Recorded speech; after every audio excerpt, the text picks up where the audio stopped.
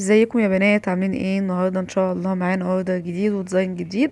ان شاء الله هنتكلم فيه على تفاصيل كده مهمه جدا بالنسبه للبنات اللي بيقولوا لي على مقادير الكيك وان انا اطلع اعمل معاهم الكيك بالتفاصيل. فان شاء الله انتظروني في فيديو هطلع اعمل الكيكه من الالف للياء. يعني ما تقتصروش على الفيديوهات ديت، لاني انا بصراحه عشان اطلع كل فيديو كل مرة ان انا اطلع اعمل فيه مقادير الكيكة واعمل فيه مقادير الكريمة، فيبقى الفيديو كده طويل عليكم جدا وهتملوا منه ومش هتتفرجوا عليه. فان شاء الله هعمل بعد كده فيديو مخصص للكيك وفيديو مخصص لطريقة عمل الكريمة سواء شوكليت او فانيليا. فان شاء الله هنخلي كل حاجة لوحدها عشان تبقى الفيديوهات قصيرة كده وخفيفة علينا. زي ما انتم شايفين كده انا خابزه كيك سبونج فانيليا وسبونج شوكليت. انا النوعيه اللي بجيبها بجيب جولدن باك فانيليا فقط، ولما بيجيلي اوردر بشوكليت بحط عليه كاكاو خام اسباني. فان شاء الله هطلع في الفيديو هنعمل الشوكليت والفانيليا ونبقى ان شاء الله نفهم التفاصيل بتاعتهم كويس قوي. انا حبيت برضو اختصر معاكم الحشوات عشان انا عايزه نخش على طول في الكلام المهم.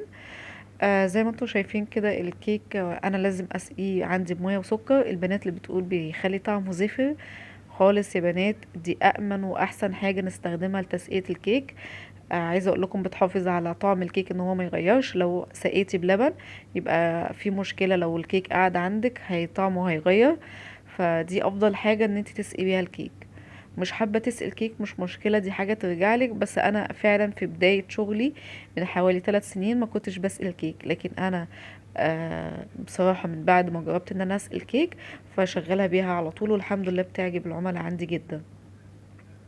زي ما انتوا شايفين انا باجي يوم اشتغل اعمل كيك، بعد كده اليوم التاني بعمل الحشوات بتاعتي بتاعت الكيك واقطع الكيك وادخل الحشوة بالكيك نفسه ادخله الفريزر.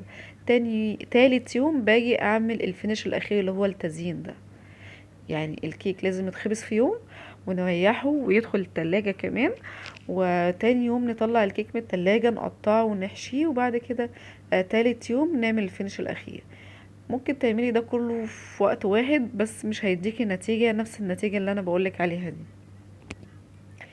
زي ما انتوا شايفين برضو الكريمة معايا ناعمة، وانا عشان الكيك معايا سقعان فلازم اشتغل برضو بسرعة، ولازم الادوات كلها تكون جنبي، سواء بقى المية السخنة اللي همسح بيها السكرابر او اي حاجة. زي ما انتوا شايفين هناك اهي مية سخنة حاطة فيها الاسباتيولا عشان اتعامل بيها على طول.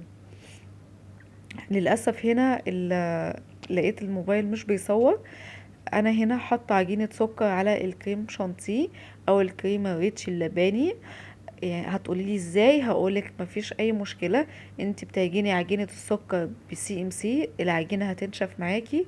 وللامان اكتر عشان ما تتزحلقش معاكي على الكريمه تحطي تحتيها عازل شوكليت، سواء شوكليت بيضة او سودا مش هتفرق معاكي. كده كده هي مش هتتزحلق لان انت حطيتي مادة عازلة ما بينها وما بين الكريمة.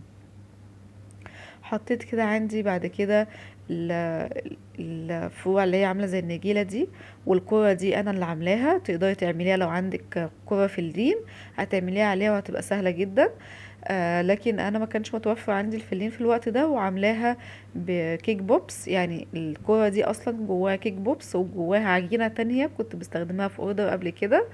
و وبعد كده حطيت عندي بقى الفينش اللي هو الاخير اللي هو بتاع الكوره نفسه. دي عباره عن كور انا بعملها صغيره من الابيض والاسود وبرصهم كده جنب بعض، وبعد كده بدعكها بايدي وبتطلع بالشكل ده.